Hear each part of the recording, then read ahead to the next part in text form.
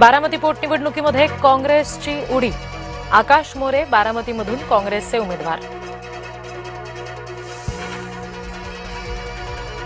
बारामती पोटनिवडणूक बिनविरोध करण्याच्या प्रयत्नांवर फिरलं पाणी, सुनेत्रा पवार यांच्याकडून हर्षवर्धन सपकाळ यांची मनधरणी अयशस्वी, सुनेत्रा पवार यांनी सपकाळ यांना केला होता फोन।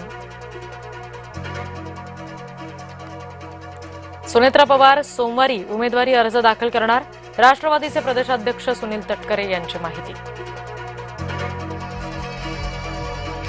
तटकरे म्हणतात ठाकरे उमेदवार देणार नाहीत, पण राऊत म्हणतात अजून निर्णय झालेला नाही।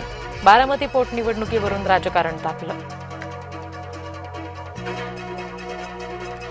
राहुरी विधानसभेसाठी भाजपकडून अक्षय कर्डिले अर्ज भरणार, सोमवारी उमेदवारी अर्ज दाखल करणार, भाजपनं व्यक्त केला विजयाचा विश्वास।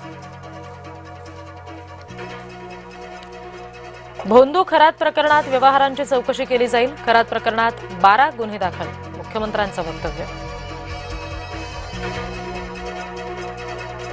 भोंदू खरात मुंबईतील पंचतारांकित हॉटेलमधून चालवायचा हवाला रॅकेट, खरातचा दिवसाला 25,000 रुपये भाडं असलेला विशेष सूट हॉटेलमधूनच कोट्यवधी रुपयाची देवाणघेवाण होत असल्याची माहिती।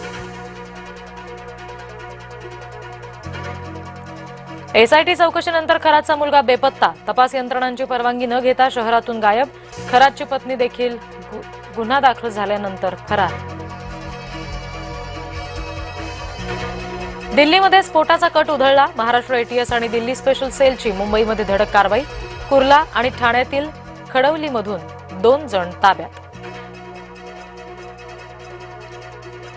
हर्सुल तलावात 4 जणांचा बुडून मृत्यू, संभाजीनगरमधील घटना, पोलिसांकडून तपास सुरू।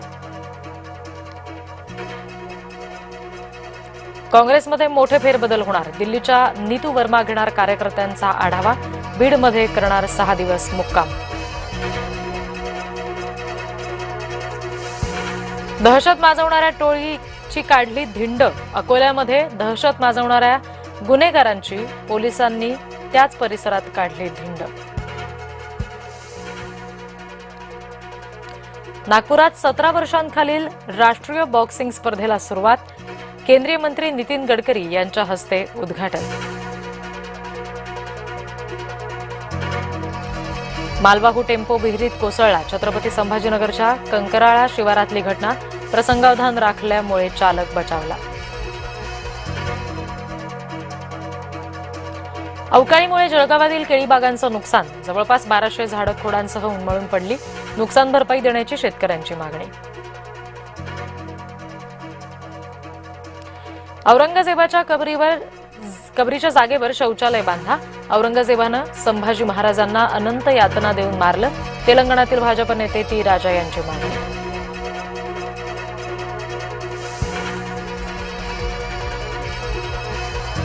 वडाळी भोई ते वणी रस्त्याचं काम संथ गतीनं सुरू, गेल्या 2 वर्षांपासून फक्त एका बाजूनं वाहतूक, रस्त्यावर मोठमोठे दगड आणि मुरुम।